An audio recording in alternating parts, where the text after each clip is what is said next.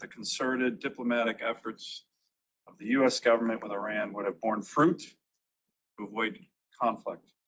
That has not happened.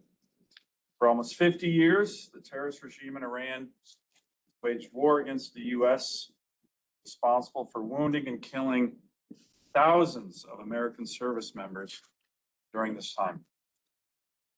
Thoughts and prayers this morning are first and foremost with our brave military members in the Middle East who are undertaking very dangerous duty. It's my hope that their heroic efforts can bring about an end to the Iran-sponsored violence and terrorism that has plagued the region for almost a half century. One final point, yesterday I once again called on Senator Schumer, Senate Democrat colleagues to fully fund the Department of Homeland Security, including our Coast Guard, FEMA, and TSA. That call is more urgent than ever now that we have the risk of Iran terrorist retaliation across the globe and here in the United States. But we're not focused on those issues, despite their importance this morning. We're focused on security here in Alaska, the Arctic. And I want to thank all of you for being here as we examine one of the most consequential national security challenges facing our country. Whether the United States is making the right infrastructure and force posture investments to secure our Arctic and North Pacific approaches in an era of great power competition. Let me set the stage. During some of our nation's most existential crises, like World War II and the Cold War, Alaska played an immensely important role in defending our country. When we won the Cold War, something dangerous began to happen. The Pentagon's understanding of the importance of Alaska began to fade. Bases closed, armories shuttered across Western Alaska. Alaska drifted from strategic cornerstone to strategic backwater in the eyes of many in the Pentagon. I saw this national security amnesia about our great state firsthand when I arrived in the Senate in 2015. The Arctic then was considered a strategic backwater. The Obama administration, when I joined the Senate in 2015, announced plans to cut 40,000 active duty Army forces, including the 5,000 strong 425 at Jaybear, the only airborne brigade combat team in the entire Asia Pacific. Just a few years later, the Coast Guard announced it had plans to reduce its presence and footprint in Alaska. In countless hearings and meetings and provisions in the National Defense Authorization, putting holds on the confirmation of senior military and civilian officials, and of course, engagements from so many Alaskans in communities throughout our state who knew our history and voiced strong opposition against military cuts in our state, we've changed the dynamic. We are now undergoing the largest military buildup and expansion, billions of dollars in investment in Alaska since World War II. 425 at Jaybear has expanded into the Army's 11th Airborne Division, now fully centered in our state. Eielson was not shuttered, but is now home to 2 squadrons of F-35s. When combined with the 2 squadrons of F-22s here at Jaybear, gives Alaska over 100 fifth-generation fighters. No place on the planet Earth has that kind of fifth-gen combat-coded firepower. Our role as the cornerstone of missile defense, literally protecting the whole country, is expanding significantly, particularly in the interior. The $1 billion long-range discrimination radar system finalized at CLEAR, Golden Dome Initiative, which is in the Working Families Tax Cuts Act, has a down payment of $25 billion. Ted Stevens Center for the Arctic, which I was able to get into an NDAA bill a few years ago, with over 60 dedicated veterans at Jaybear, has rapidly become one of the world's premier national security think tanks. The infrastructure we need in Alaska to project American power is expanding. It's a $500 million investment in a brand new runway at J-Bear. $400 million to start the building of the Deepwater Strategic Port in Nome. The Working Families Tax Cuts Act, $115 million to start reopening the Navy base at Adak, one of the most strategic places in the Indo-Pacific. None of this is including the historic Coast Guard investments we are making in Alaska. But are we doing enough? That is the question this hearing will focus on today. My belief is we're doing a lot, but we need to do more. The Arctic is a strategic front line for the defense of the American homeland. Nowhere is the need for sustained investment clearer than here in Alaska, America's only Arctic state. We are seeing the importance of the Arctic play out in real time, particularly from our near peer adversaries, China and Russia. Take a look at this chart right here. Russia continues to expand and modernize its Arctic footprint. Deep water ports, airfields, radar systems, and forward operating bases, let alone 54 icebreakers, many of which are nuclear and weaponized. China, despite having no Arctic territory, calls itself a near Arctic state and is rapidly expanding its polar capabilities. Over the past 2 years, we go to the next slide. Joint Russian and Chinese naval and air operations have occurred off Alaska's coastline with increasing frequency and sophistication. Let's take a look at this chart. By the way, we had a Russian incursion just 10 days ago, so that's a new one. But the very significant and unprecedented element of this chart are the green examples of incursions either into our water or our airspace. The green are joint Russian-Chinese strategic bomber or naval task force operations. That's not happening anywhere else in America, only in Alaska. And I'd like to submit this article for the record without objection. This is a Wall Street Journal article written on December 29th about China's push to master the Arctic Ocean, an alarming shortcut to the US. This article in part said, quote, for China, mastery of Arctic travel could yield valuable data about the natural resources awaiting below melting ice caps, significantly reducing travel time for commercial shipping and positioning nuclear-armed submarines closer to potential targets, including the US. Chinese are being more and more aggressive across the high north.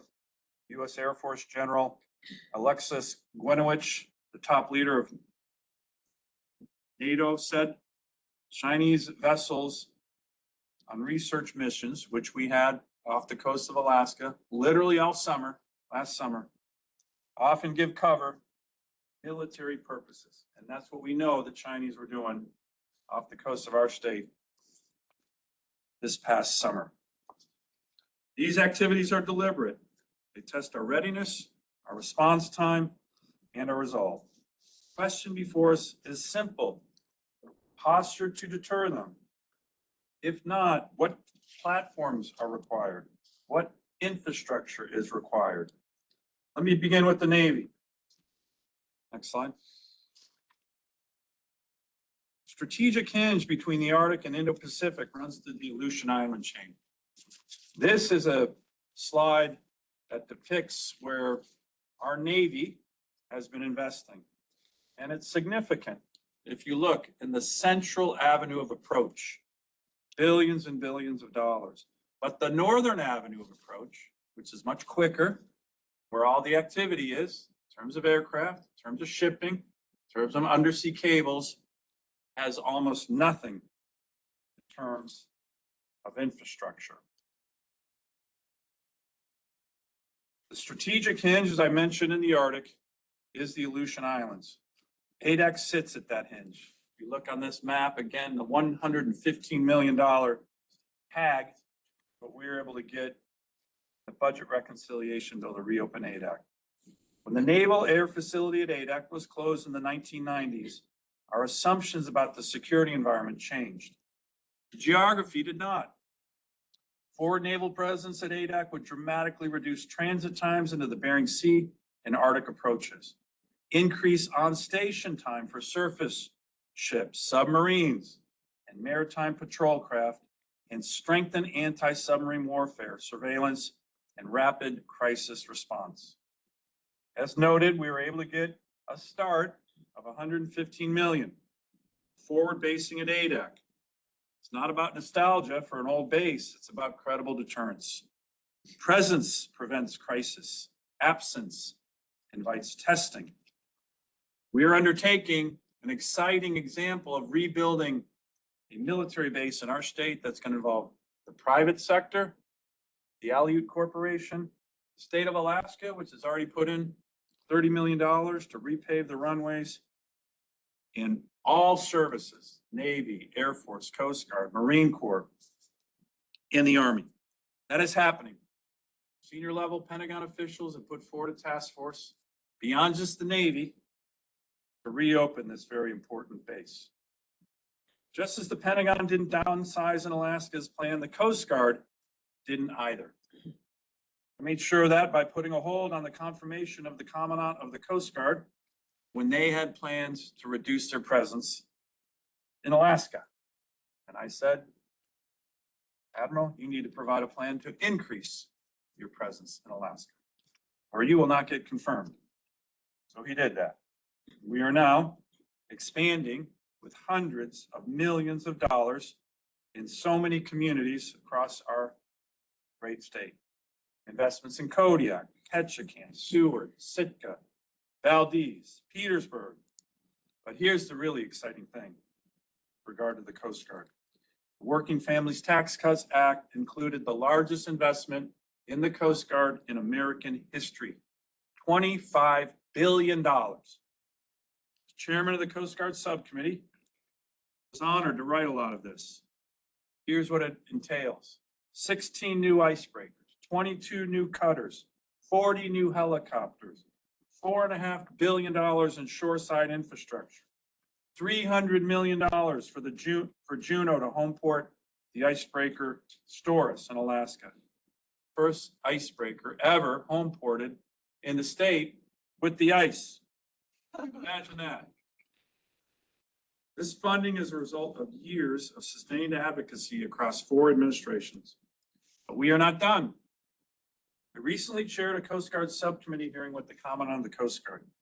When I asked about potential for more icebreakers being home ported in Alaska, he responded by saying that the Coast Guard is considering home porting up to 4 more icebreakers in our great state.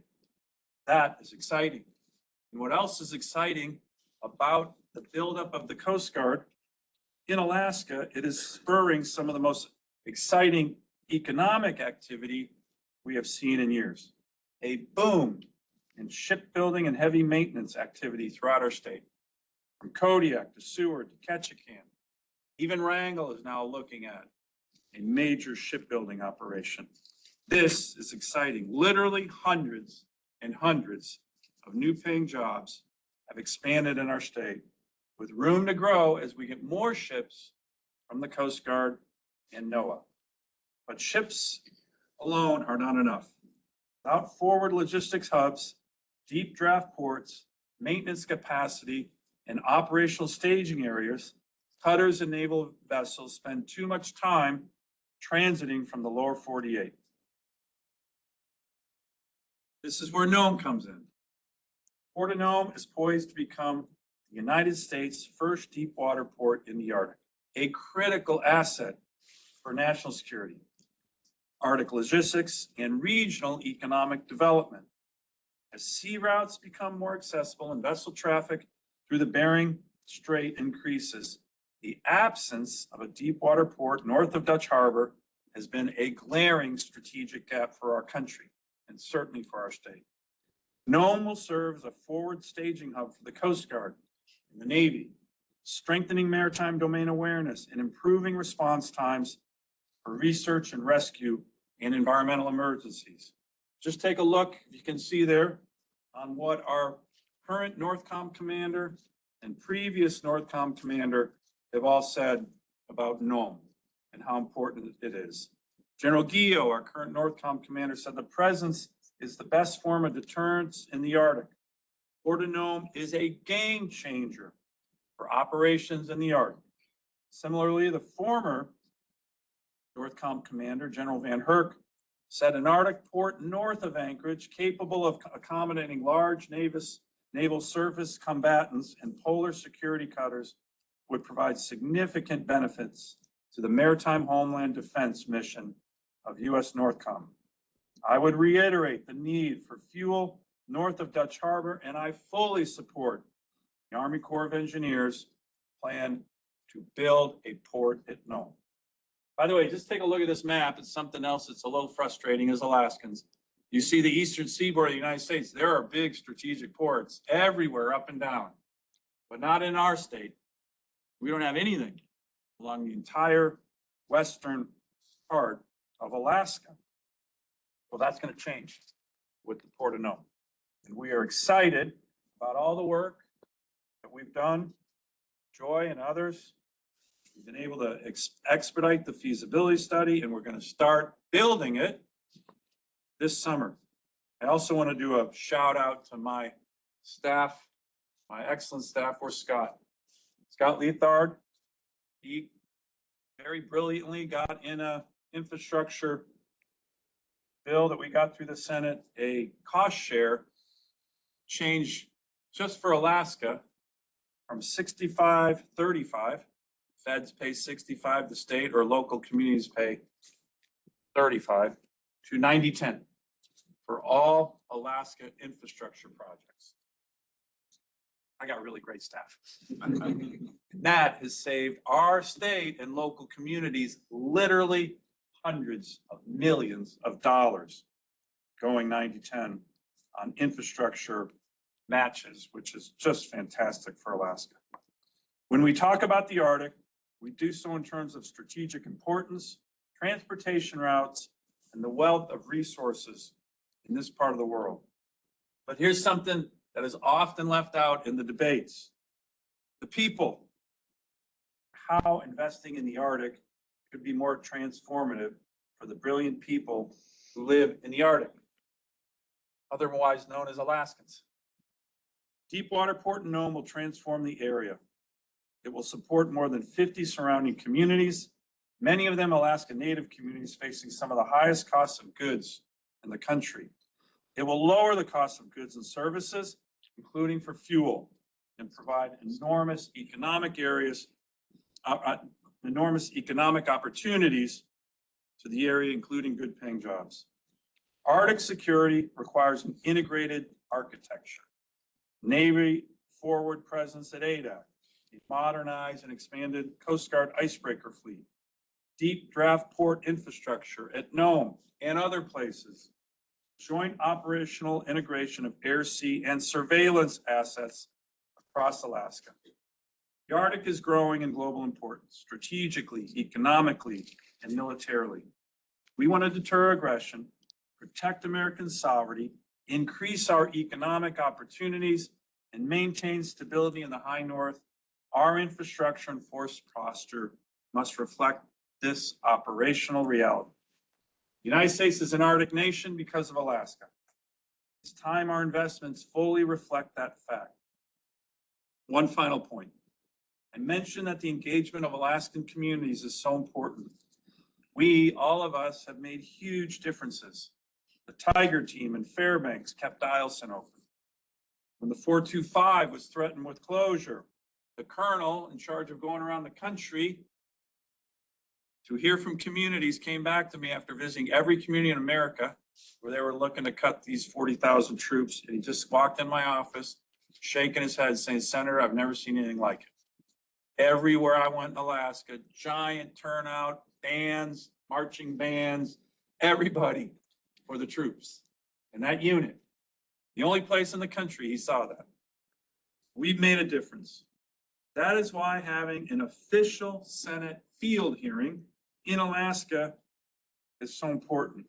The idea here is we are bringing the Senate to all of you, so you don't have to travel 5,000 miles to DC. And finally, it is also an opportunity to showcase our deep knowledge from our own fellow Alaskans. Brings me to the introduction of our witnesses today. 5 of the world's foremost experts on Arctic, national security, and infrastructure issues.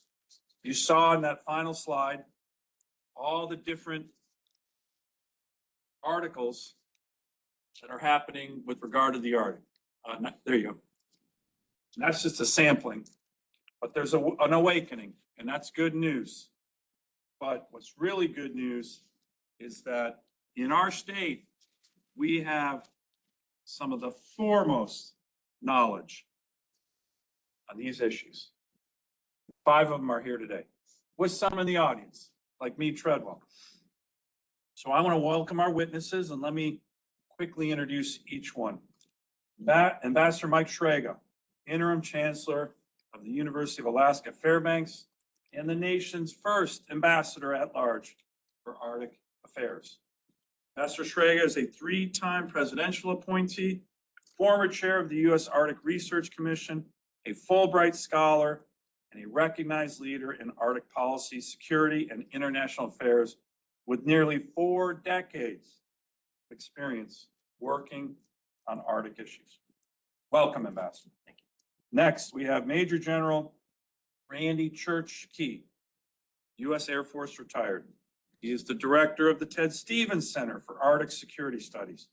General Key leads the Department of Defense's newest regional center focused on Arctic security cooperation. Previously served 30 years in the Air Force, culminating his military career as a 2-star general and director of strategy, policy, planning, and capabilities at U.S. European Command. General, welcome. General Joe Ralston, U.S. Air Force retired, one of my favorite people in the whole world. Vice Chairman of the Cohen Group, former Vice Chairman of the Joint Chiefs of Staff, Supreme Allied Commander Europe, probably the coolest title in the U.S. military, Supreme Allied Commander, NATO Commander, Commander of European Command, hundreds of combat missions in Vietnam. General Ralston brings decades of senior military leadership experience and deep expertise in transatlantic and global security matters. Next, another favorite of mine, Ms. Joy Baker, Port Director of the City of Nome, Alaska.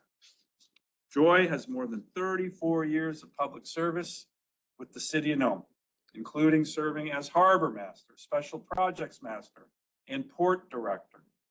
She recently returned from retirement, thank you, to help lead the transformational expansion of the Port of Nome into a deep draft Arctic port for our nation's security. And finally, Captain Steve White, Coast Guard Captain Steve White, Executive Director of the Marine Exchange of Alaska. Captain White joined the Marine Exchange in 2021 after a 31-year Coast Guard career, where his final assignment was Sector Commander and Captain of the Port for Southeast Alaska. Brings extensive operational and maritime domain awareness experience across Alaska and beyond. So to our witnesses, thank you. Thank you for your decades of service. The amount of service to our country here is in the hundreds of years. And I'm very much looking forward to each of you delivering your opening statement. You will be recognized for 5 minutes, and a longer statement can appear in the record if you would like that. So why don't we begin with you, Ambassador Sfraga, for your opening statement. Thank you, Senator. Thank you, Chairman Sullivan. Thank you for convening this important hearing. I'm Mike Sfraga. I'm the Interim Chancellor at the University of Alaska Fairbanks. My central message today is Arctic infrastructure and Alaska infrastructure are national security imperatives, as you noted, Senator. And Alaska sits at this nexus of domestic and foreign policy. I think that is often overlooked and should be injected into everything we talk about in terms of Alaska and the new Arctic. National security, homeland security, economic security, energy security, mineral and resource security, and community security all rely on robust, integrated, well-resourced Arctic infrastructure. A tall order made even more complicated by the Arctic's harsh and changing landscape. Ports, maritime access, icebreakers, communication systems, logistics nodes, research platforms are not simply economic assets. They are the foundation of American presence and sovereignty.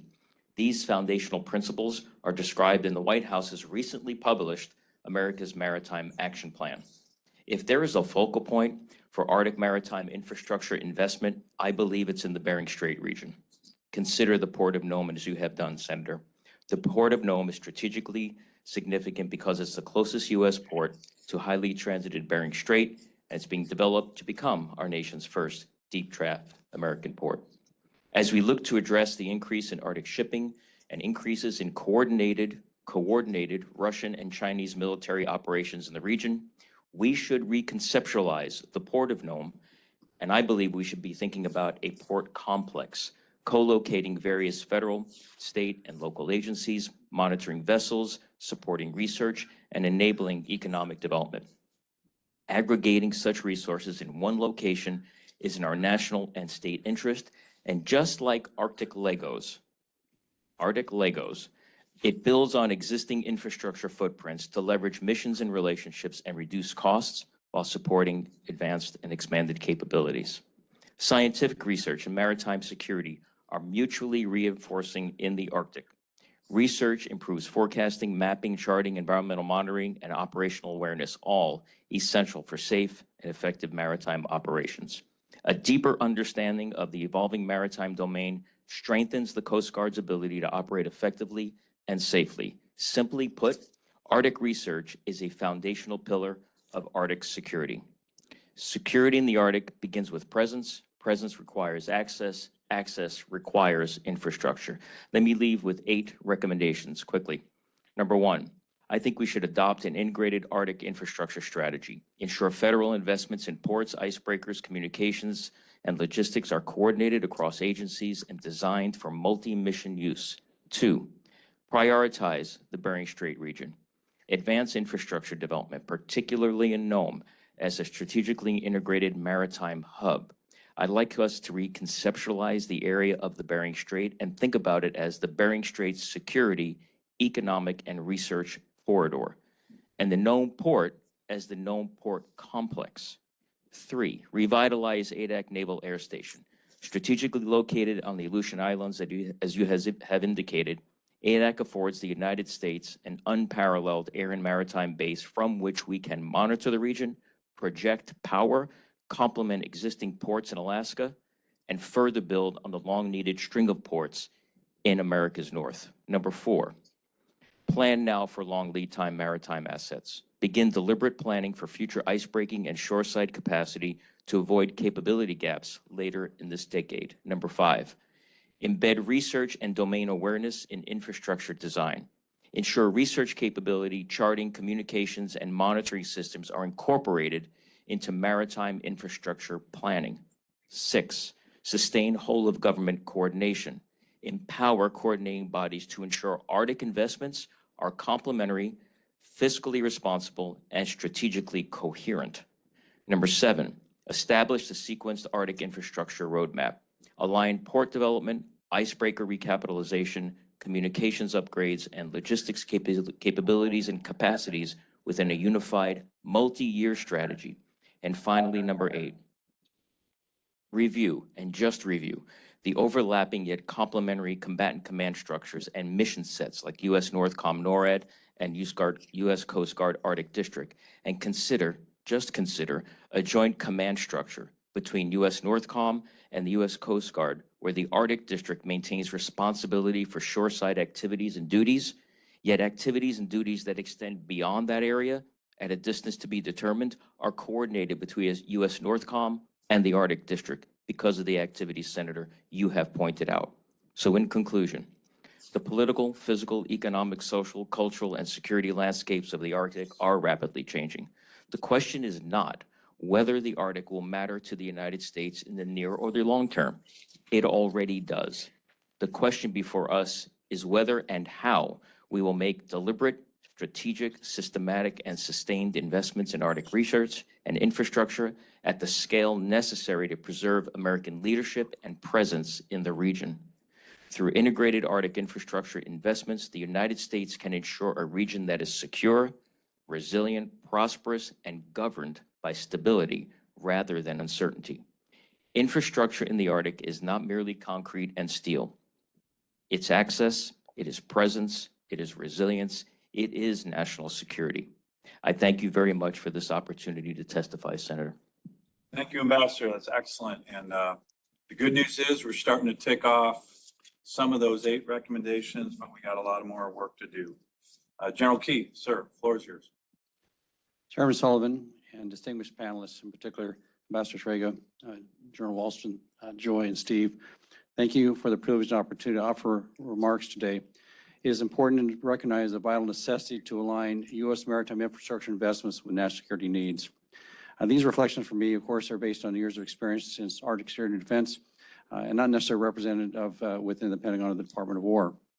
However, the recently released National Defense Strategy provides the language and suitable framework to address the principal focal points of the priority needs and are directly applicable to this hearing. They are: 1, defend the U.S. homeland; 2, deter China in the Indo-Pacific through strength, not confrontation; 3, increase burden sharing with U.S. allies and partners; and 4, supercharge the U.S. Defense Industrial Base. These are directly tiable to Alaska. The NDS clearly states American interests are under threat throughout the Western Hemisphere, including North American Arctic. Homeland Defense is the Department's stated top priority, and deterring China from a position of strength starts at the first island chain, but deterrence should extend across the depth and breadth of the Pacific. Here's where the geography and key terrain in Alaska is inferred in the NDS. Alaska is the top of the Indo-Pacific, the northwest corner of the American homeland, and deeply connected to the Arctic. As a 30-year plus veteran of U.S. Air Force service, I'm reminded daily of the wisdom of Brigadier General Billy Mitchell, who in essence highlighted Alaska as the most strategic key terrain for the ages. Further, the recently released White House Maritime Action Plan provides a number of policy and programmatic recommendations to revitalize America's lagging capacities in shipbuilding workforce, protecting the maritime industrial base, and connecting national security interests to economic security and industrial resilience for maritime communities. These are somewhat connected to your reflections there, Ambassador Sfraga. The specific aspects of the Maritime Action Plan rightly key on needed policy actions and programmatically directly related to the topics of this hearing. I can certainly elaborate on these in the Q&A, sir. Sea lines of communication in the U.S. and Pan-Arctic region are emerging as strategic arteries of national power, economic stability, and military mobility. Ensuring freedom of navigation, domain awareness, and credible presence along these routes is central to maintain strategic stability and securing U.S. national interests in the high latitudes. Infrastructure development and logistical support will determine whether the United States can effectively operate, protect maritime interests, deter adversaries, and uphold sovereignty in this critical region. From a strategic economic advantage, it is soon to be that Bering Straits are going to be as important as the Straits of Malacca. Securing many of America's national interests in the Arctic is increasingly defined by the need for ready Coast Guard and Department of War forces, as well as appropriate infrastructure. Competitors and adversaries have invested in ice-capable fleets, port infrastructure, logistic networks, surveillance systems designed to establish enduring operational reach and create security advantages aligned to their interests. We should carefully consider their example. The United States currently faces infrastructure challenges that constrain operational flexibility. Limited deep water port capacity in Alaska, sparse logistics staging nodes, communication, positioning, navigation, and timing vulnerabilities, and insufficient domain awareness infrastructure reduce America's ability to protect U.S. security interests, defend the homeland, and surge capability to and through the Arctic.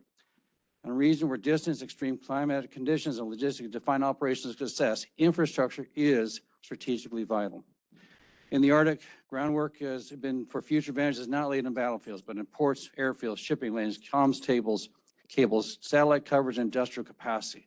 For the United States, this means investment in maritime infrastructure to expeditionary forward basing as active instruments of deterrence and in some resource and the needs outlined in the White House Maritime Action Plan.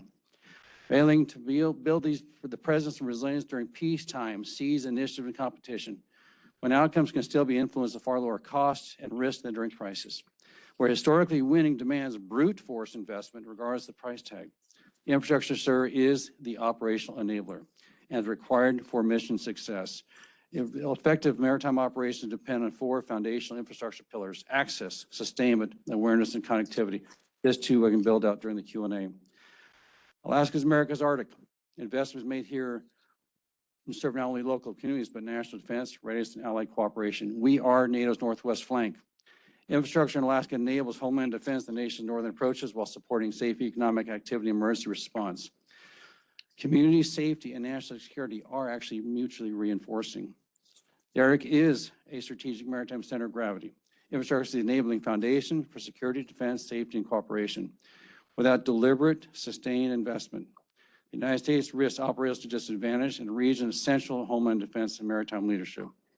As the United States pursues a strategy of peace through strength as an enduring condition of prosperity, in the U.S. Arctic, such a strategy can be achieved through a well-prepared and equipped joint force with the infrastructure that enables that joint force to deter and dissuade America's adversaries, and if deterrence fails, providing the means to defeat such adversaries with minimum risk. Sir, thank you for the opportunity to present this. I look forward to further Q&A. It's a privilege to be a part of this conversation. Great, thank you, General. General Ralston. Thank you, Chairman Sullivan, and thank you for the opportunity. I think you can hear it. I think the mic is good for the cameras. You might want to use that. Yeah. Okay, we'll start again. Chairman Sullivan, thank you for the opportunity to testify at this important hearing. I'll make a brief statement and submit the remainder of my remarks for the record. Without objection. I've lived in Anchorage for over 20 years, and I had the privilege of serving as commander of Alaskan Command in 1992, 93, and 94. The Arctic is evolving into a highly contested front in our strategic competition with both China and Russia. I want to commend you, Senator, for your continued leadership in drawing attention to this region's significance, both through holding this hearing and for your efforts every day in Congress. Given the growing importance of the Arctic to our national security, the U.S. must invest in infrastructure that supports a credible U.S. presence and strategic deterrence in the Arctic. In my opinion, this requires reopening Naval Air Facility ADAC and establishing a deepwater port in Nome. When I was stationed in Alaska, I saw firsthand the importance of a robust U.S. presence in the high north. ADAC was a crucial operational hub for U.S. forces and a vital forward location for logistics, surveillance, and reconnaissance. The 1995 BRAC decision to decommission ADAC was part of the post-Cold War realignment and was based on the security reality of that era. However, 3 decades later, strategic realities in the Arctic have shifted considerably. While the number of incidents fluctuates, as you pointed out, the trend is that our principal adversaries increasingly and more aggressively seek to test America's strategic resolve in the region. The growing threat posed by China and Russia in the Arctic demands persistent monitoring and a force posture capable of rapid response. ADAC would strengthen the deterrence by denial. As the westernmost municipality in the U.S., and Senator, I know you know this, but unfortunately, I think many of your colleagues in Washington don't. ADAC is 1,100 nautical miles closer to the Taiwan Strait than any of our bases in Hawaii.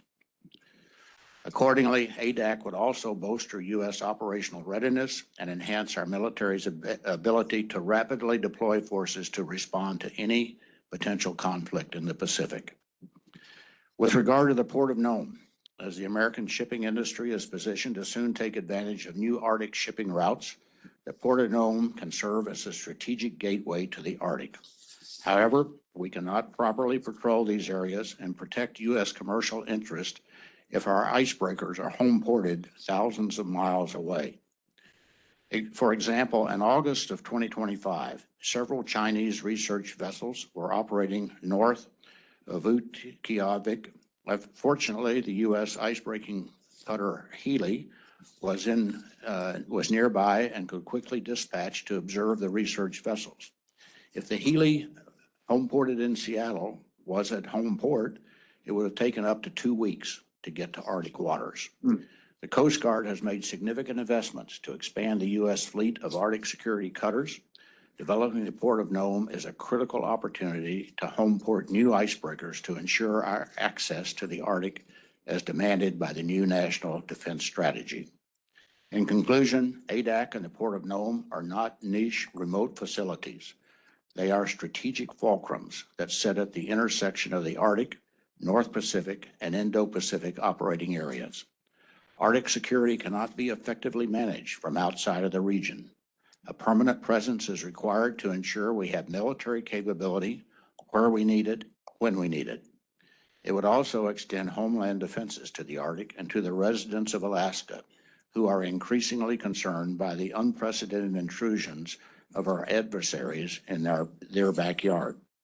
Thank you again for the opportunity to testify. I look forward to questions. Thank you, General. Thank you for your service. I would add, you mentioned a lot of my colleagues don't know it's 1,100 miles closer in terms of ADAC from Hawaii. I would say a lot of admirals and generals don't know that either, which is part of our oversight role, as you know, in the Senate.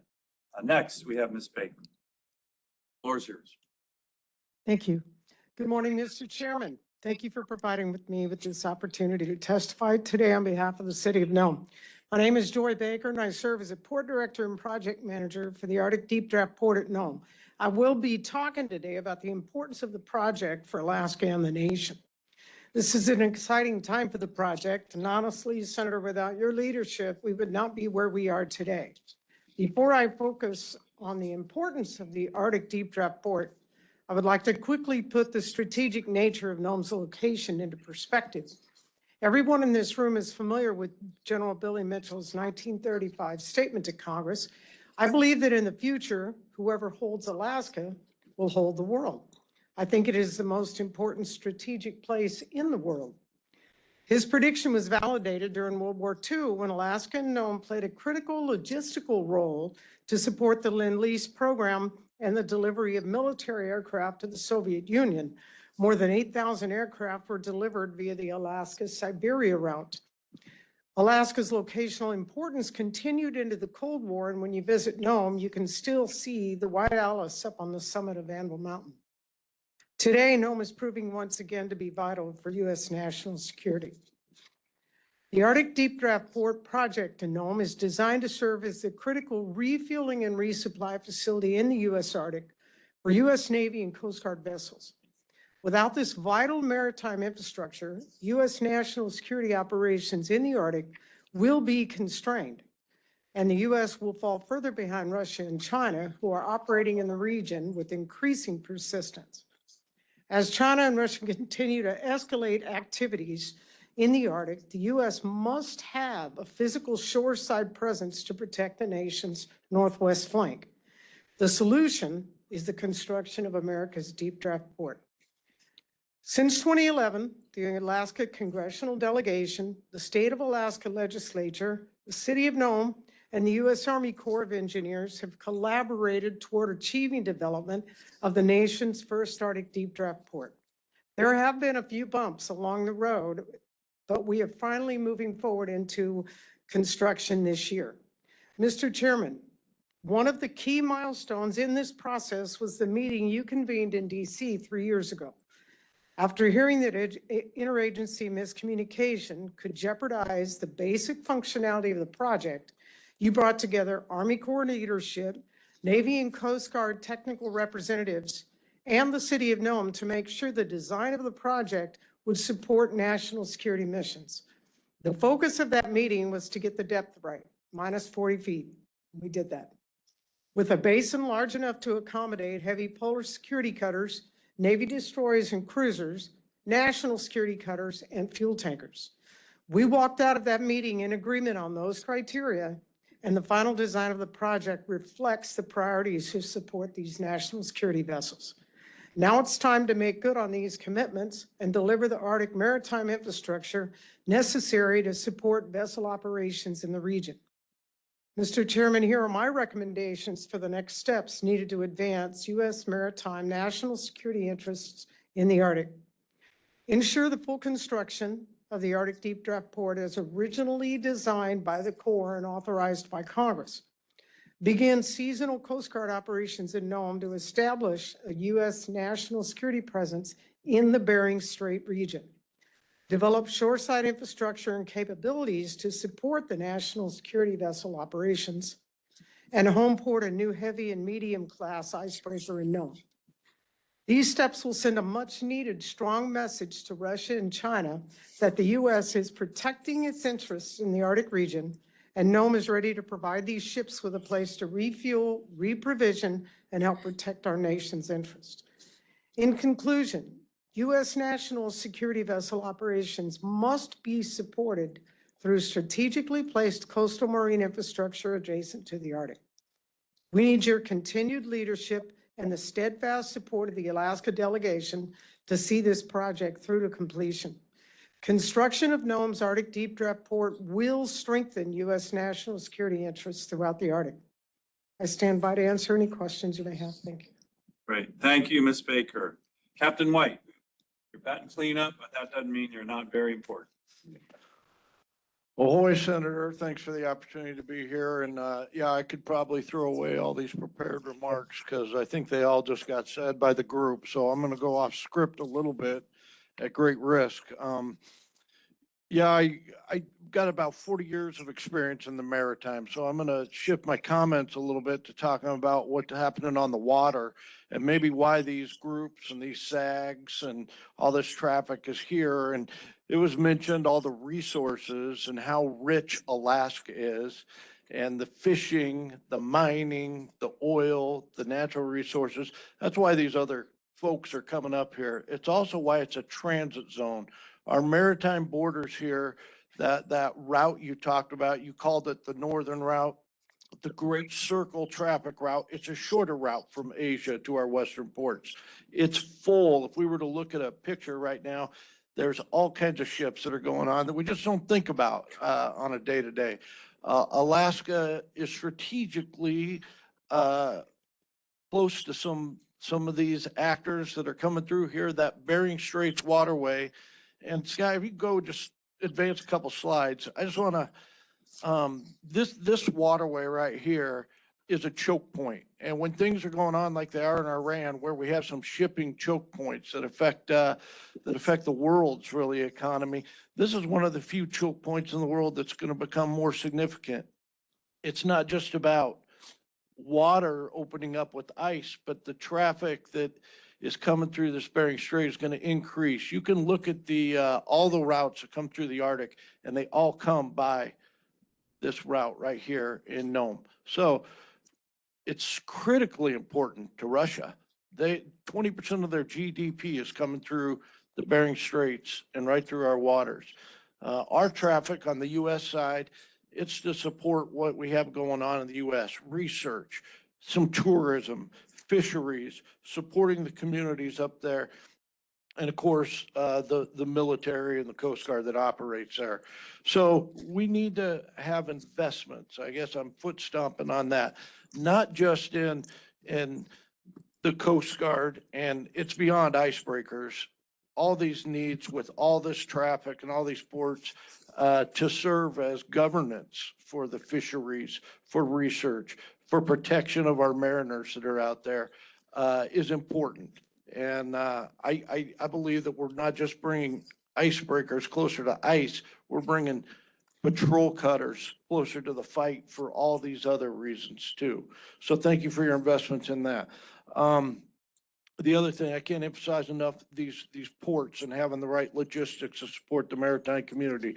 I pulled in ADAC when I was an ensign. There were swimming pools, McDonald's, fuel, groceries, everything you needed to patrol these waters on the edge of our thing. And it's just sad. I patrolled in there. I did 7 tours in Alaska. I did finish up here. I started there. And when I pulled in last time, we had more people on the ship than we did living in the town. And it was a lot harder to get the Schlitz we needed to keep doing the job. So having some logistics ports where we can do the missions that we need to protect the Arctic is very important. And I'm going to finish with this. The answer is collaboration. Mr. Sfraga, mentioned it, you know, working with research, collaboration between the military and the Coast Guard with the locals, because the people up here in Alaska are they are the greatest resource. Forget all the oil and the money and the fisheries and all that. Living in 7 different places, being stationed 7 different places in Alaska. In fact, I married a commercial fisherman. She helped steal my heart towards this, but I met the fabric of Alaska and the spirit of Alaska that makes it work up here. And that collaboration with people who have the knowledge and the buy-in, who understand how important it is, needs to happen. The military brings a lot of Schlitz, but they change out people a lot. They need to collaborate better with the people who actually live here and have the buy-in to be more effective. That includes the Coast Guard. And I believe this full-heartedly, that public-private partnerships, we can do things faster. We can we can address these capability gaps by working together. So working with academia and funding to get that knowledge, but it's got to lead to what everybody mentioned here, closing the capabilities gap. We don't just need to do research. We need to do research that builds capacity. Putting in more military up here, more Coast Guard up here, communications infrastructure to close the capacity gap. If we're going to govern the Arctic, we're behind. We see what the adversaries have done. They built out the ports. They built out the capabilities. We need to get on it here. And thank you for all your work, because I know work to help with the communications equipment up here, help with research. I also chair the AOS board. I know you were instrumental in getting more funding for the research community up here during a hard time, and all the work you've done with the military and the Coast Guard. I'll close by saying that. And I don't think I went over. I'm looking at my old boss, Admiral Bell, see if he's giving me a glaring eye yet. But yeah, these public-private partnerships and the investment into the military, the Coast Guard, and programs that leverage local knowledge and buy-in should be considered as a quick, expedited way to help close some of these infrastructure and communication gaps that have been mentioned by everybody here. Great. Thank you so much. Thank you, Captain White. I want to thank all our witnesses. By the way, I also want to thank UAA. This probably is one of the first Senate hearings where there's a significant swag for everybody to see. Water, great looking UAA ties. I'm not even sure what this is. Coffee beans. Okay, coffee beans. So I want to thank the university in all seriousness. Well, look, I think this is a demonstration. These are our local witnesses who I think demonstrate that they're some of the most knowledgeable people in the whole country, maybe even the whole world, on these important Arctic issues. So let me begin, and I'll start with some of our, I can open up these questions to really all the witnesses, but you saw the chart that my team and I keep a very close tabs on, and that's just the increasing, the next slide, if you go to that, the increasing number of incursions. And the really unprecedented element here is the joint operations between Russia and China. That's not happened. So why don't I start with you, General Key? Can you talk about, is this pattern from your perspective represent a temporary signaling effort, or are we witnessing the normalization of sustained great power competition here in the Arctic? I think it's clearly the latter, but you're again at the forefront of the Pentagon's most important think tank on the Arctic. What does this signify to you, including, and I don't even think we have it listed, the Chinese up in the Arctic all summer. Let's face it, they weren't doing research to save the whales, right? They were spying on us. We know that. And the green slides, which I think are really, really important and very unprecedented. And brief as answer, Senator, you're right. The latter is correct. I'll build that out. Over the past several. Latter meaning we should anticipate this being the new This is the normal. new normal. This is not the preceding. This is the new normal. This pattern is a normalization of sustained great power competition in the Arctic between Beijing and Moscow against the United States and the West. Over the past several years, joint activity between Russia and China in the vicinity of Alaska, including coordinated bomber patrols entering the Alaska Air Defense Identification Zone, or ADIZ for folks in the audience, and their combined naval task groups transiting near the Aleutians has shifted from sporadic demonstrations to increasingly routine operations. What was once episodic signaling tied to specific geopolitical moments now reflects recurring seasonal patterns of presence. And that distinction, ladies and gentlemen, and Senator and distinguished colleagues, truly matters. Classic signaling is typically reactive and bounded. For example, a response to an exercise, a sanction, or a crisis somewhere else, putting pressure in this region as a result. Instead, what we are seeing here is a sustained operational repetition. Repetition builds familiarity, improves interoperability, and normalizes presence. In sum, this is a shaping operation from my vantage point. Can I ask, just to Please. interrupt here, but when, and maybe General Ralston, you can jump in here too, when countries do joint ops, and they're launching, if you go back one slide here, there you go, the Anadir, you see that in Russia. So that's an Air Force base right there under the adversaries in America's Arctic. That's where they're launching the strategic bomber operations. So the Chinese are using that Russian air base as a very close jumping off point. You see how close that is to Alaska.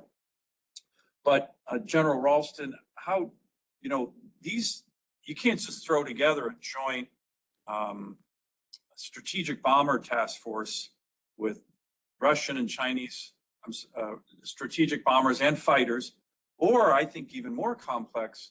2 summers ago, they had a 12-ship strategic naval task force. And then the prior summer before that, it was a 7-ship strategic naval task force. You're an Air Force expert, but you are also a combatant commander. So you understand Navy ops and Air Force ops. How hard is that? How much planning does that take? And again, at the strategic level, those strategic ops probably have to get sign off from Putin and Xi Jinping. Would you agree with that? Can you just talk a little bit in your experience, again, going back to the green indicators there on this slide? Those aren't easy to put together, and they are very unprecedented. They're not doing that on the East Coast. They're not doing that pretty much anywhere else, certainly in America, but around the world. How important is that, and how should we take note of that? Senator, it's a very good question. And let me say up front, this is not something that you just put together casually. Right. To give you an example, in 1993, I led the first U.S. exercise to Russia after the breakup of the Soviet Union. We took the 210th Air Rescue Squadron here from Anchorage, a bunch of troops, 2 C-5s, helicopters, and we deployed to Russia to do a joint exercise with the Russians. That took months of coordination to do that. And it also took approval from the highest levels of the United States government and the highest levels of the Russian government. So you think that's the same here? Xi Jinping and Putin are signing off on these ops? There's no question they do that. Yeah. And the other thing, why are they doing that? Well, they both have got interest in the Arctic. The shipping routes, potential shipping routes in the future, they're both very interested in that. So yes, there's interest, and it does take strategic cooperation at the highest levels to put exercises like that together. Great. Let me go to the next kind of element of the focus of this hearing.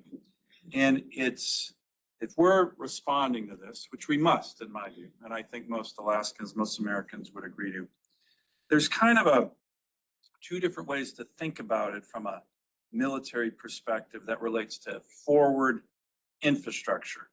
And that is, during the Cold War, we maintained forward infrastructure in places like Adak or Galena or other places in our state. And from a deterrence standpoint, how different is it to surge to respond model, which is kind of what we're doing now? You can go back one slide there. So you look at where we're launching our Air Force assets, Eielson, J-Bear primarily, and you look at the numbers we have on that chart, it's almost 1,000 miles to get to our ADIS, which is where we want to meet the Russians. They're not going 1,000 miles launching from Anadyr. So that takes tanking missions, that takes all kinds of sophisticated logistical operations. But previously, our persistent presence forward with regard to infrastructure was in some ways deterrent. So right now, I would call this kind of a surge to respond model, launching 1,000 miles just to meet these guys. Same with our Navy. Heck, they're launching from San Diego. That's like 4,000 miles. But how much more deterrence capability does it give us if we have the forward infrastructure at Nome, at Adak, but in other places? You know, I mentioned the a new runway at J-Bear. A lot of people aren't tracking that. That's gonna, I've talked to senior Air Force officials.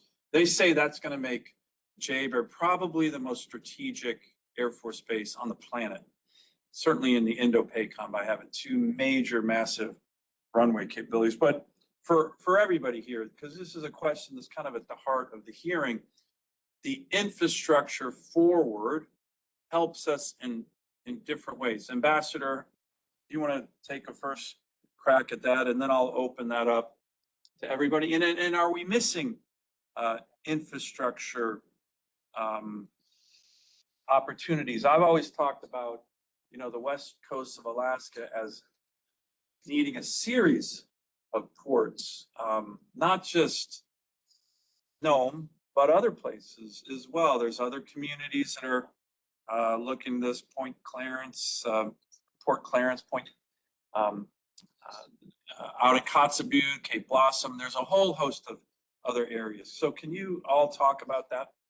Senator, thank you. With your permission, Scott, can you bring up, I have a couple of slides. You and I used these slides at the Munich Security Conference just a couple of years ago. Let's see. Yeah, the Pacific slide is a good one. Maybe back one to the North American. So this is how I view the Arctic, but also, Senator, I think it's to your point, and to General, your point about being a fulcrum, the state being a fulcrum. And I see that, and to General Key's comment about the western flank of NATO. So if you look at this graphic, I think about forward basing and not just surging for NATO, for the North American Arctic, to counter the Russian arc, that Russian influence. I see that, and actually North Korea as well. I think we need to consider their motives and their capabilities, which are just growing each and every day. Scott, the next slide, please. But on the Pacific side, this is how I see it. And although it's not an arc, it looks more like a teardrop. It kind of gets the point across, I think, where if you actually put base out at Adak, if you build Nome, if you think about a port in Port Clarence or Cape Blossom, and then you think about Indo-PACOM's capacity, I'm trying to link the two. What's NORTHCOM doing? What's Indo-PACOM doing? What's our Coast Guard doing? How do we nest those together, not just to surge, but to actually have the presence there, link it with Guam and Hawaii, so that, as I said before, we have an integrated approach to the Arctic, because this is a Pacific arc. I think that's how the Chinese see it. I think that's how they see the Straits of Malacca. I think that's how they see the South China Sea. I think that's how they see themselves in the Arctic. They don't see themselves, I think, in sort of silos. They see themselves as a global power, They want to be that blue ocean Navy, and we need to counter that by having presence and also working with our friends in Japan and Korea so that we have a robust integration of our capabilities with our allies.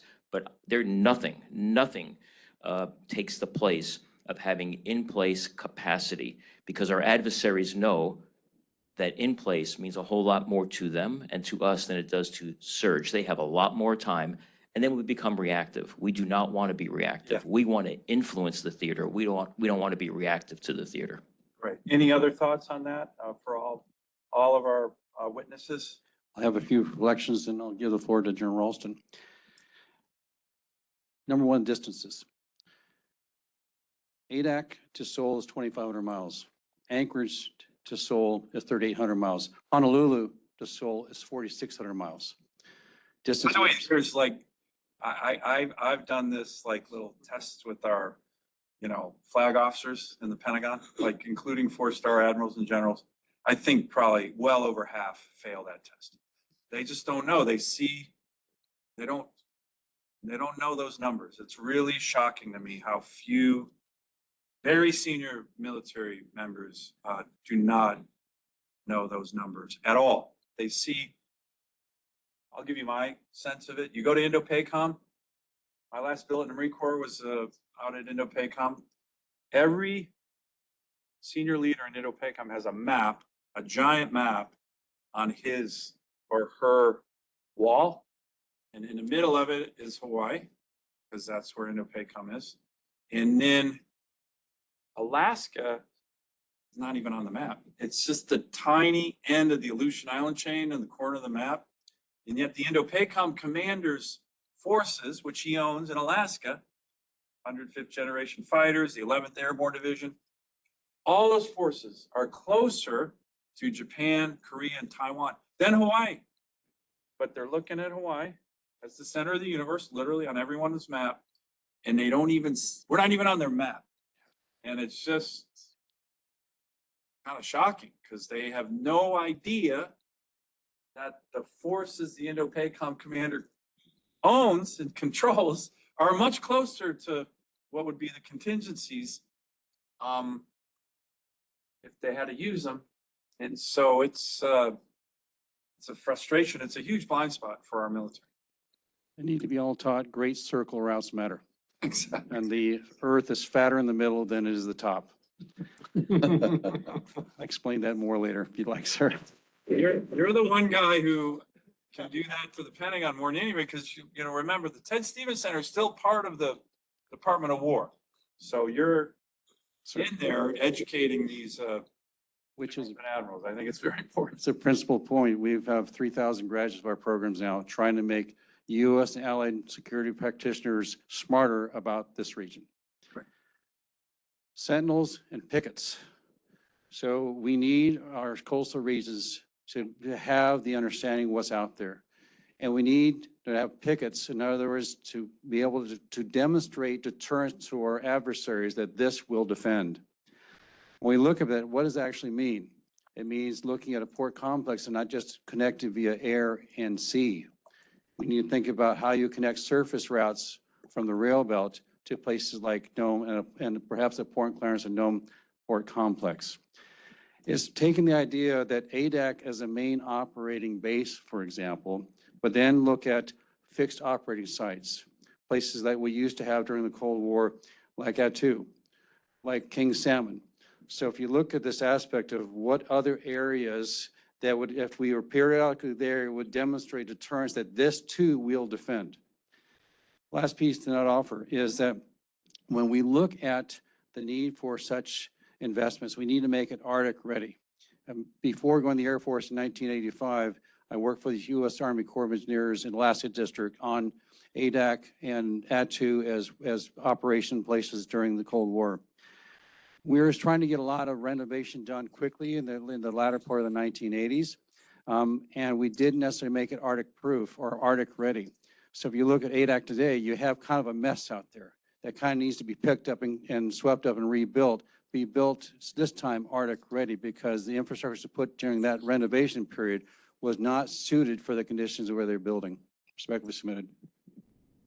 General, Joy, any other thoughts? Let me just add a couple of points. I won't talk about the Indo-Pacific, but one of the things that people sometimes forget, our F-35s at Ralston are closer to Europe than the same airplanes on the East Coast of the United States.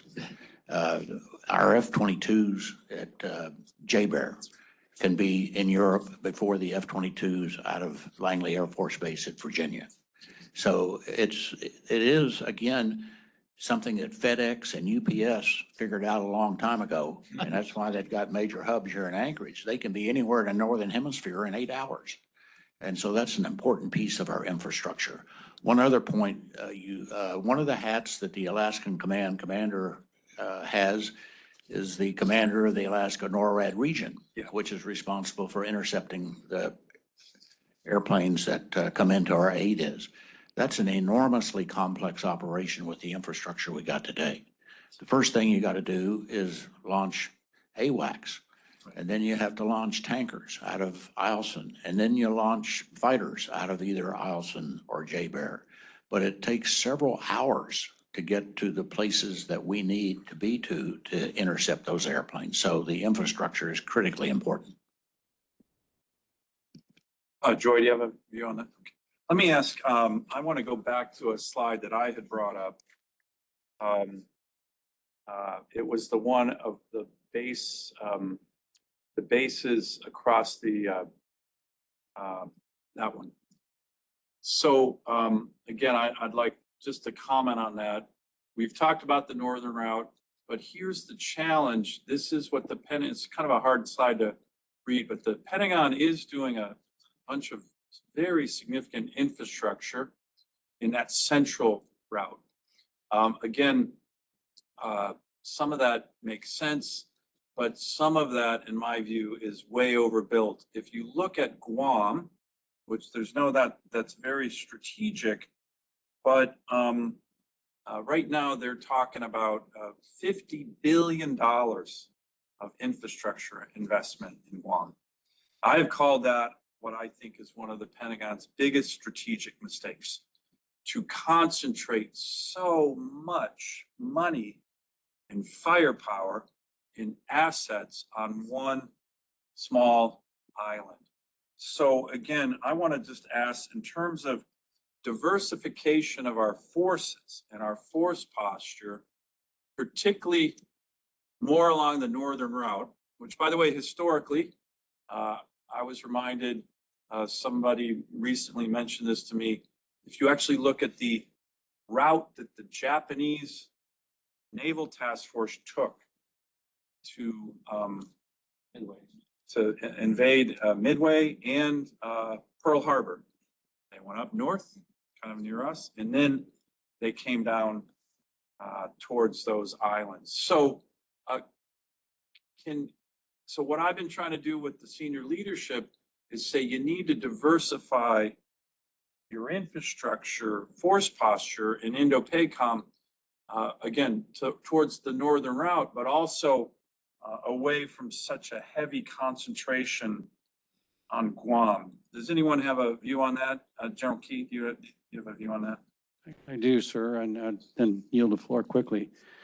Years ago, I was a colonel in Joint Staff and at the as a staffing pogue working global defense posture. At the end of the table was Senator Stevens and Senator Inouye. And we're at the time working the discussions about how to reduce the pressure on Okinawa by putting more infrastructure in Guam just to reduce essentially the geopolitical pressure the United States was feeling at the time with Japan. Years later, I was responsible as the vice commander of the 618th Tanker Lift Control Center at Scott Air Force Base of conducting the surge to Afghanistan. And so there was an evil volcano in Iceland that blew up during this time that was closing down air routes across the Atlantic to Europe and onwards to Afghanistan. We went as far north as we could. We went as far south as we could. We couldn't get assets to Afghanistan that way. So one night in a fit of frustration, I said, to hell with it. We're going west. I'm going to move the bulk of the force through on C-17s via the Great Circle route to the north, and then take the C-5s and do the central route. We were so much faster moving from the north than through the fat part of the central that we closed the central portion, the northern portions far in advance. I finally just took assets out of the central portion and rerouted them north in order to close this faster. The central piece is too fat. You can't move forces. It requires so much more fuel and time that you don't have when the crisis is there. Moving north is far faster and far more efficient from my vantage point. Great. Other thoughts on that, General? Just one quick thought. Guam is very vulnerable to the ballistic missile threat out of China. Yeah. And so you can't afford to put all of your assets in one Yes. place there. That's Yes. why you need to have a diversified infrastructure. Yeah, my concern, if there was ever a conflict with China, and I hope there won't be, but the Guam's runway, the Anderson Air Force Base there, that might be cratered within minutes. And we have a lot of assets and we're still concentrating forces there. It just seems to be a big strategic mistake. Let's go back. Let's go to a topic that I think everybody cares about, which is icebreakers as strategic enablers. And once again, we're finally making progress on both building icebreakers and home porting them here in Alaska. It is kind of remarkable when you think about it that we've kind of gone through the history of the United States without having icebreakers home ported here. So some of you were at the home porting ceremony for the Coast Guard icebreaker, the Storis, this August in Juneau. That is going to be home ported in Juneau. We have a $300 million in the budget reconciliation bill, the Working Families Tax Cuts Act, to home port that icebreaker in Juneau. There's a number of icebreakers that are going to be built out as part of that bill, as I mentioned, 16 right now. In the hearing I had recently with the Commandant of the Coast Guard, he talked about up to four more. We'll see. I think that would be great, but even if it's not four, it still would be very significant. So can I ask all of you, in terms of, icebreakers certainly don't just do research. They enable military mobility. They enable commercial escorts. They enable freedom of navigation in ice-covered waters. Russia clearly understands this and has invested accordingly. We have a gigantic, what I have termed the icebreaker gap. Russia has, as I mentioned, 54 icebreakers, many of which are nuclear powered, so they can run, kind of continuously. They're weaponized. We're finally playing catch up. But what strategic risk do we incur if we continue to operate with such a small icebreaking fleet? But more importantly, for the purposes of this hearing, our friends in the Coast Guard, what message would you say to them as they're looking at and studying right now where to put some of these new icebreakers? I think it's very exciting that the Commandant said they're looking at up to four more in Alaska. I'd love all four. But where would you look at home porting those, and how important is that?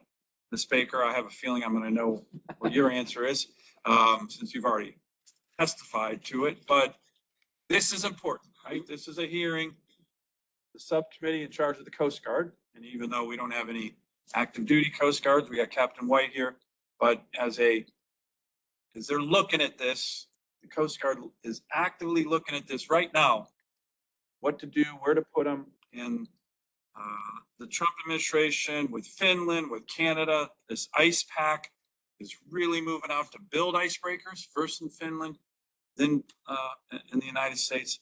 But give me your thoughts on that. I'm assuming everybody here would welcome four more, but also the strategic importance and then where to put them. You can start. Let me jump in, and if you permit me, let me tell you a little story that I think is embarrassing to the United States of America. And my good friend Pete Lethard, I think we're the oldest two guys in the room here, we remember this from 1988. In 1988, there was an event that happened north of then Barrow, Alaska, that got worldwide attention. There were 3 whales that got trapped in the ice up north of Barrow. And everybody from the White House around the world was focused on how in the hell are we going to save these 3 whales? And this is the heart of the Cold War, 1988. The United States of America had to go to the Soviet Union and beg for an icebreaker to come in and rescue the whales north of Barrow. So that's something that I think was an embarrassment of the United States, but it also points out that we need those icebreakers further north than where they are now, further north than Seattle and further north than Juneau. Yeah. And that's why I support Nome, but wherever else we can get them to the north. Good. Other thoughts? Ms. Baker, you want to, for the record? For the record, Senator, yes. NOAA has obviously been pushing for quite some time to home port an icebreaker or other forward operating maritime Coast Guard assets. We've been working on the shoreside development to help them with seasonal activity of office, crew quarters, storage space, something to work as a foundation to build upon the development of a complex that would support a full-time home ported vessel. And we would be thrilled if we will take any of the Coast Guard vessels to be full-time home ported. And we would bring out the marching bands for the actual icebreaker. We would, yeah, we could definitely make that happen. And as we've all stated here today, I think it's a crucial and essential component of building out capacity in the Arctic by bringing the Coast Guard assets to the Arctic so that they can work more closely and be refueled, resupplied, and supported for all of their missions. For a very long time now, all of our large, whether it be commercial or military fleets, having to go to Dutch Harbor to refuel has been a problem. Yeah. And it continues to be, and will continue to be until the 40-foot protected deep water basin is built and we're able to supply those vessels with everything they need to serve their missions without having the distance and travel. Good. So look, I actually do think that whether there's going to be an icebreaker home ported in Nome, but I think clearly with the deep water strategic port, that's going to be able to utilize the Coast Guard icebreakers.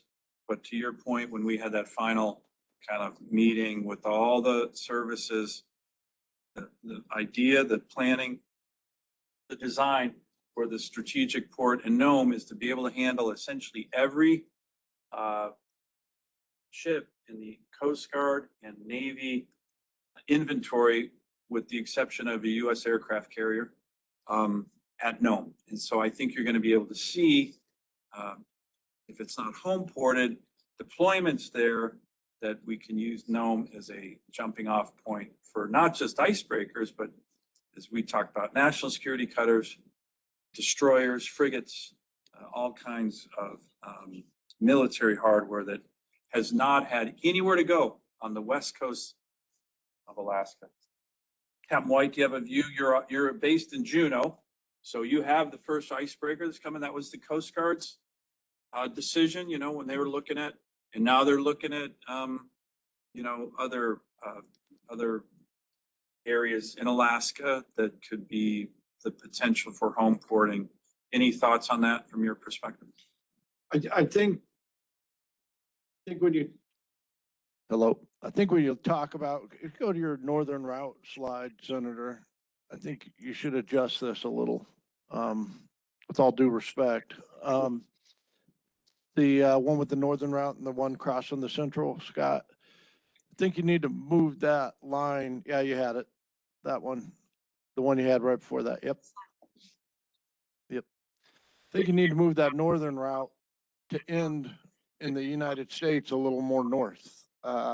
That's a much shorter route to get into the fight. And when I talk about the fight, and you talk about Coast Guard cutters in particular, keep hearing ice breaking, when we talk about it, but really, governance, again, enforcement, border protection, fisheries, service to all that maritime traffic that's out there and increasing in Alaska waters.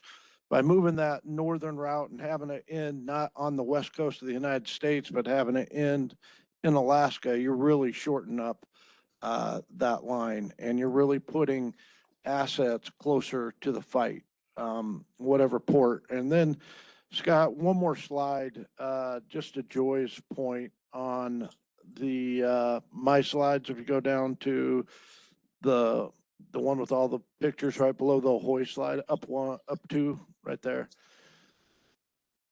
In the bottom middle picture, that's the Coast Guard cutter Alex Haley tied up in Nome, just to give everybody a visual of what we're talking about. That's the biggest cutter that's been able to pull in there. And it is tight and it's small in there. But what an asset to be able to pull any vessel, any kind of response. You're talking search and rescue, oil spill response, enforcement of laws, border security, to be able to pull in there and get the schlitz you need, again, to get logistics, is that forward operating base model that the church was talking about. You're closer up there. He had the surge forces up here. We're going to surge, forces are going to be surged here to address all these concerns, from food security for the locals to changing weather and responding to the disasters we've seen up there, to foreign adversaries. You need to be able to have logistics and ports to operate out of. And right now, it's minimally effective and doesn't match what others have. Right. Let me, we've talked a lot about ADAC, but I just want to kind of emphasize this. In hearings over the course of the last couple of years, we can go back to that slide that had the two routes. I've had the Indo-PACOM commander and the NORTHCOM commander saying how important that is to reopen that base. And again, to the General Ralston's point, you know, during the 1990s, when we thought the, you know, peace dividend was here to stay and we weren't going to have any adversaries, I think that was a very strategic mistake to shut down that base. But many Alaskans know that, but that base was a naval air station, but it also had deep water access, one of the biggest fuel storage facilities in the world, 22 million gallons, two 8,000-mile runways, a giant hangar, and even subbase, which, as most people know, that's the one weapon system that the Chinese still fear dramatically, to have something that close. By the way, Chinese government has been watching the idea of reopening the ADAC Navy base, and they really dislike it. So that's, my view, a very good indication we're onto something. So my question is for, again, just the panel in general, particularly those of you who may have served out there or spent time there, restoring logistics, aviation capability, response times, domain awareness in the North Pacific, protecting our fisheries, which are under pressure from China and Russia. If you can provide just a little bit more insight, and then how would you, if you have any insights on how to go about moving this forward. We were able to get commitment, I was, from the Secretary of War, Secretary Hegseth. I did have to put a hold on the confirmation of the Chief of Naval Operations because they weren't responding to me quickly enough. But they've now set up a very high-level task force within the Pentagon, way above the Navy. So it's Navy, Coast Guard, Air Force. The private sector is involved. The state of Alaska is involved. I actually think it's an exciting model to look at building out American infrastructure. It's actually the model in many ways that people don't know was used a lot during World War II. When we build out infrastructure across the world, it was kind of private sector led. not just the Navy Seabees or the Corps of Engineers. So any other thoughts on ADAC that we haven't covered? 115 million is not going to build it immediately, but it's a pretty darn good start. And they have a plan, and you know, you can use ADAC for testing, for intel, but our goal is to have that as a very important facility here soon, but to be innovative. And I think we're off to a pretty good start. Any thoughts on that? Senator, Ambassador? some thoughts.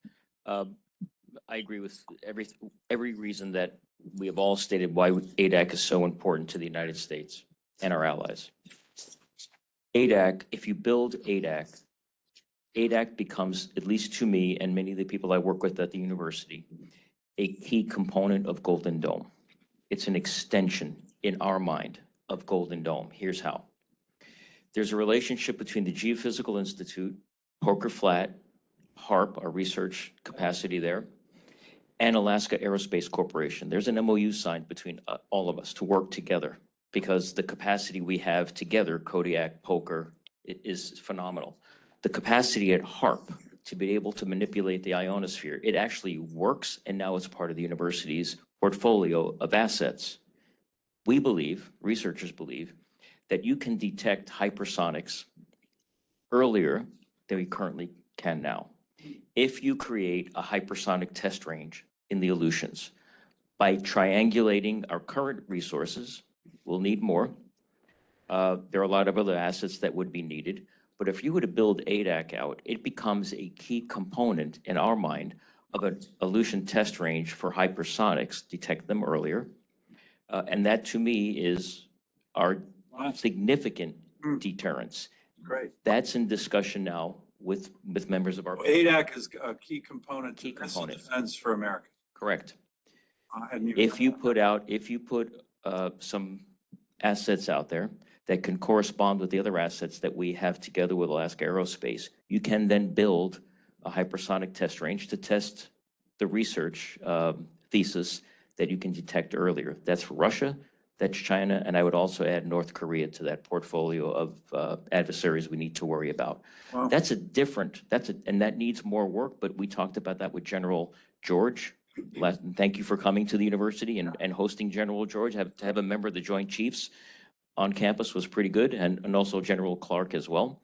Yeah. Just the concept, it's public, but that puts ADAC in a very different place in addition to all the other things you've mentioned. By the way, I think, I don't think I'm revealing anything, but next week, the ISEX is happening with, again, senior Navy officials, I think maybe including the Secretary of the Navy, going to be in Alaska doing the submarine ice exercises above us, which is also pretty exciting. Anyone else on ADAC? Very quickly, sir. I'll also, on the 15th and 16th of March, I'll be up on ISEX as well. So Great. it'll be connecting with Navy sub labs. And this is all about the partnerships that Captain White mentioned earlier. Ambassador Sfraga and I and our respective institutions are triangulating on the Geophysical Institute regarding this discussion he just mentioned about the hypersonics. The aspects about the instrumentation of the Aleutians is critical for this. But looking at the spot for sensing, for example, Cold Bay, Dutch, ADAC, Erickson, and Attu are all locations that could help support with sensors of this aspect. The other aspect about this as well is if you take a look into projecting power and defending our interests into the North Pacific, thinking about leveraging the partnership, the bilateral defense relationship we have with Japan is one other piece to this equation. We can counter what Beijing and Moscow are doing in the North Pacific by thinking jointly with Japan as an example to provide presence with presence, but thinking how it would also burden shift to have some more of the work into this North Pacific region shouldered in partnership with the Japanese. Good. Other thoughts on ADAC? Let me ask, I'm going to wrap up here and then we're going to do a couple of things that are a little unconventional in this Senate hearing. But normally we'd have a few more senators, so we might take advantage of some of our brilliant attendees. Domain awareness. Captain White, you have a very important role in terms of what you're doing now. But can you talk a little bit about the lack of domain awareness and in the Arctic, in the North Pacific, and again, how infrastructure can help us build out that and maybe even describe what that means, domain awareness? Yeah, maritime domain awareness is knowing what's going on out on the water when, you know, and it's so important when you talk about not just national security, but just governing our water. So you need to, in order to do domain awareness, you need to have the right capabilities out there. And Alaska lacks from the rest of the United States severely. Just knowing what's there. The Coast Guard has built, and the Army Corps in the lower 48 a system where they can track boats via satellite and via terrestrial AIS. And real quick, just for the record, terrestrial AIS is needed because it's got a higher refresh rate. It picks up national security things like if a vessel is spoofing its position, it battles against that if there are dark targets. And it really helps create that full picture. So you need to have satellite and terrestrial to have a system. Just to be clear, we talked about an icebreaker gap, which definitely exists. Do we have a domain awareness gap up here relative to the rest of the country? We do, and we've closed it. This might be an example of what everybody's been talking about here, using resources together. The Coast Guard R&D Center and the Marine Exchange of Alaska did a 5-year study saying, how can we get a way of detecting vessels up here in Alaska and communicate with them? They determined that terrestrial AIS would help do that. It was cost millions to build that out for the Coast Guard. They worked through the public-private partnership, and I think there might be a slide on it, Scott, just on the system that's built out. The Coast Guard had nothing up here. We put up 134 AIS receivers for them to close that gap, and that's been incorporated in what's called the National AIS system to get maritime domain awareness. In addition, these can communicate with vessels to send information up. We started doing that with VHF comms. VHF comms, which are enjoyed by our mariners anywhere in the lower 48. You can pick up the radio and call out, and somebody's going to answer from the Coast Guard. Up here in Alaska, about 19% of the coast is covered. That means for our fishermen, for the people moving oil, for the people moving mining supplies, they don't have that. That's a massive gap. 33 stations Coast Guard has. We just in the last 2 years put up 25 more. And I'll point out that they're in Adak, Dutch Harbor, all the way up north. We just put some in Kotzebue, and at the Red Dog Mine. We were all prepped for the hurricane that was going to hit, that went, or the typhoon that went a little south. Unfortunately, there was no comms there. It was a severe gap. It hindered our response to get to the people who needed help in the YK Yukon Delta. We're putting up 3 of them this summer. But that is an example how public-private partnership helps national security because it closed that maritime domain awareness gap while providing a service to our mariners in Alaska, which really deserve the same that mariners in the lower 48 have. Good. Let me ask Ms. Baker, you've done a great job on the Port of Nome. We're talking all about national security, which is very important. But can you also talk a little bit about what the Port of Nome is going to do for economic development, for safety, for the environment, for other things that are a little bit more closer to home for the region that you've done such a good job of representing? Yes, thank you, Senator. When we worked with the Army Corps to develop the feasibility study, one of the major components as the project was authorized under the Remote and Subsistence Harbors Bill was the generation of extensive jobs with the port expansion to boost the regional economy that has over the years severely lacked with the good paying jobs to support these regional communities as well as Nome. The additional infrastructure will bring those jobs, those maritime jobs, as well as the corresponding jobs on the shore side and within the community, to address those gaps that have been building over the years across the Western Alaska, as well as the increased infrastructure, the expansion of the, what we call the east side of the port to add, excuse me, docks for what we call our pedestrian traffic, will increase safety by separating that from the industrial and military traffic on the west side. And in addition to having the ability to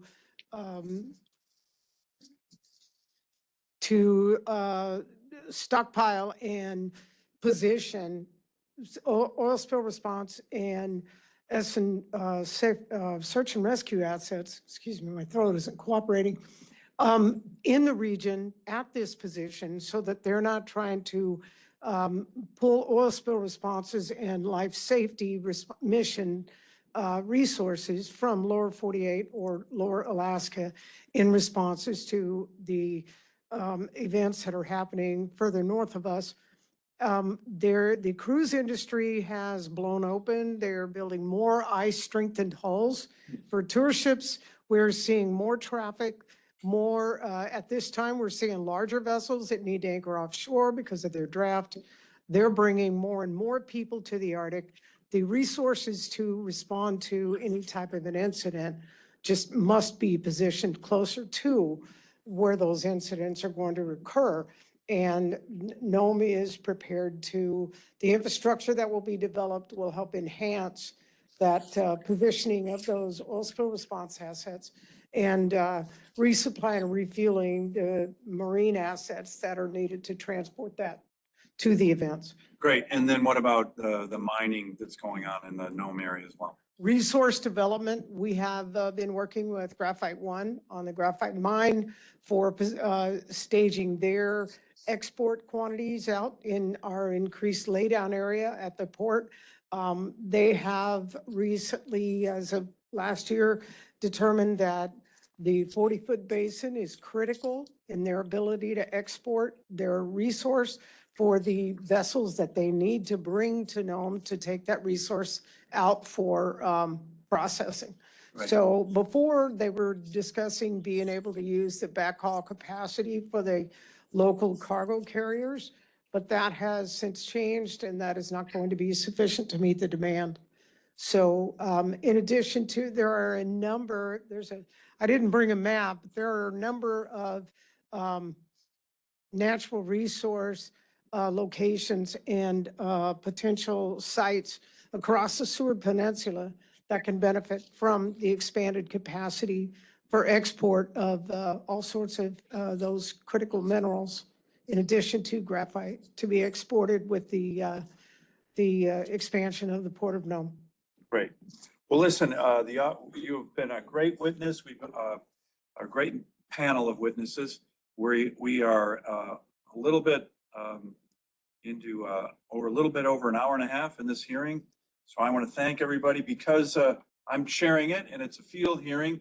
We're going to do two things that are a little bit unconventional, but I'm chairing it and we're in Alaska, and so we can do that. I'm going to take, we have a lot of experts in the audience. I see Mead and others. Maybe just take a few questions from our audience, and then we're going to turn to a press conference with the press that's here. If they have additional questions, and that's going to involve me, but also I think we checked with the press to have the press conference open to our experts too, if they have any questions for you. So are there any, as we wrap it up, and again, I want to thank our excellent witnesses. I think it's just a great demonstration of, this would be an all-star panel. If we were back in DC in front of the whole Commerce Committee, this would be an all-star panel for the country. And the fact that it's all Alaskan citizens who all live here, who are all doing great work, it just shows you the depth, in my view, of the expertise that we have in our state And as I mentioned earlier, the people care, right? When the Pentagon was kind of going, hey, Alaska, sorry, you're not important anymore. We knew that was wrong. We knew it. Collective memory, knowing our history. And we all kind of fought back and said, no. We're not going to go into strategic irrelevance.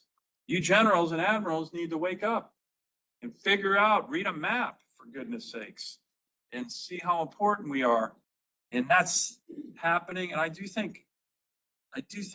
know it. It's in large measure because of our very well-informed citizenry that made the case to our military leaders in DC, helping me and our delegation do that. So do we have any final thoughts? Mead, you got one just for the panel? Yeah, just thank you, Senator. I really have two questions. One for starting with Ambassador Sfraga, but when we talk about the Chinese research in the Arctic Ocean, and both of us were chairs of the Arctic Research Commission. We look for cooperation and research internationally.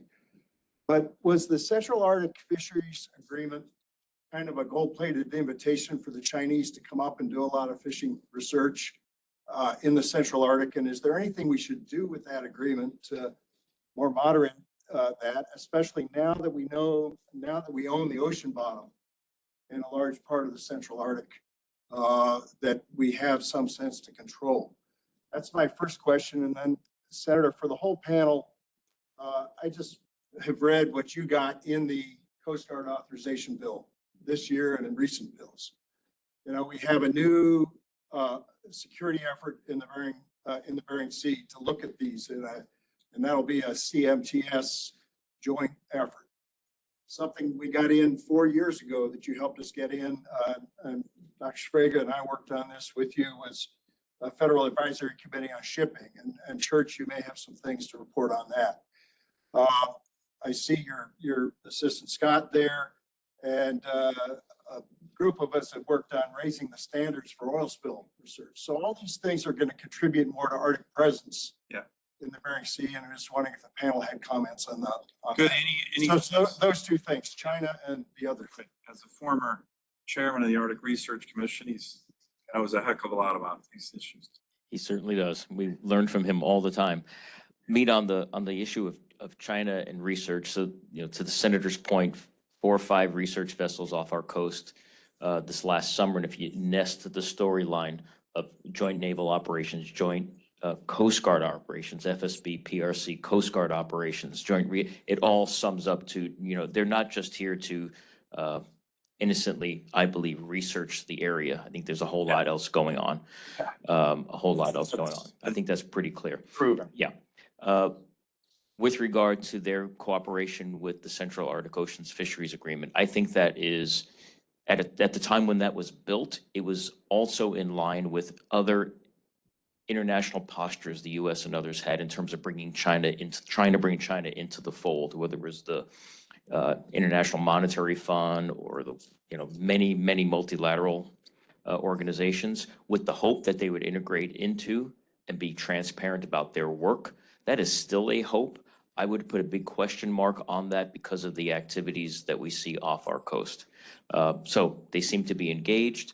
The research enterprises seem to be engaged. But one thing we should never forget is there is no separation between civilian use and military use within the PRC. It is one thing, from the Antarctic to the Arctic to the oceans to all these spaces. And so, you know. By the way, that's a great point, because I think sometimes we mirror image that and we think, oh, no, they don't do that. And if our commercial guys are out there, they're not military. So that must be the same with China. And it's a great point, because it is not the same with China. I think I'll bring a point then. But Mike, should we use our power of inspection now that we have this undersea, you know, to make sure they're not, I mean, they can't use the ocean bottom in their research without our permission now that we own that land, 2 Californias north of our EEZ. And I'm just wondering if there's some way to get more visibility on what the Chinese are doing. Yeah, I think we have to. I believe we have to have a far more robust inspection review process. I think hearings like this help, because we're having trouble figuring out our own domain. and our own capacities. And so I worry about our capacity to do our work and then our capacity to monitor others to ensure that they too are doing things the way they should. So yeah, I think it needs to be robust across all, like in the Antarctic, where you can have quote unquote surprise investigations of stations in the Antarctic. It should be, I think, along those lines as well. Any other, I want to hop on this for a second because of two things that I offer. Number one, first of all, me, not only, of course, a distinguished former Lieutenant Governor and former Chair of the U.S. Arctic Research Commission, but also serves as the Economic Energy Chair at the Stevens Center. I worked a little bit on the commission myself before coming to start in at the Stevens Center. And one piece of this is that during that time, I also served the Arctic Domain Awareness Center at the University of Alaska Anchorage. We didn't cover one important piece about domain awareness that I think is important for the record. The difference, distinguish between day-to-day where the traffic on the surface and the air are cooperative versus when they're not. How do we capture domain awareness for dark targets is a critical piece of the equation we did not address. Second piece is when the crisis happens, connectivity day-to-day that we rely on may not be available. Just a few days ago, I was with 11th Airborne up in JPMRC. I was at a military exercise, 11th Airborne on the interior, where it's an exercise. And these folks are using technology available today. A lot of the folks are maintaining battlefield awareness in this exercise, the Star Shield.